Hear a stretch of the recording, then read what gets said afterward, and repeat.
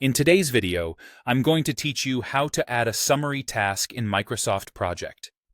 A summary task is a parent task that rolls up information from the subtasks beneath it, including start and finish dates, duration, and progress. It gives you a clear, high-level view while keeping all the detailed work organized underneath, which is great for planning, reporting, and communicating project phases. Before you begin, make sure you're in Gantt chart view so you can see the task list alongside the timeline bars. You can switch to it on the View tab. This view makes it easy to understand how tasks relate and how your summary bar spans the full range of its subtasks.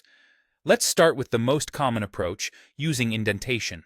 First, arrange your task list so the items you want to group are together, one after another. Select the detailed tasks you want to include under a single heading. On the Task tab, click Indent Task, or use the shortcut Alt plus Shift plus right arrow. The line immediately above your selection becomes the summary task automatically, and the selected items become its subtasks.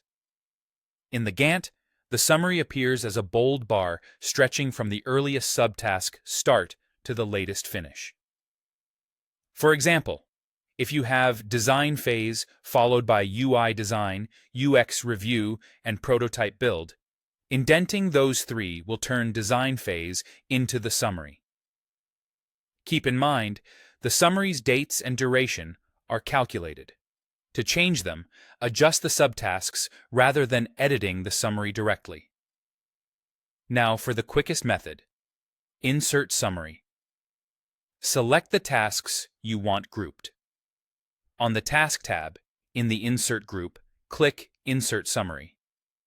Project creates a new summary task above your selection and automatically indents the chosen items as subtasks.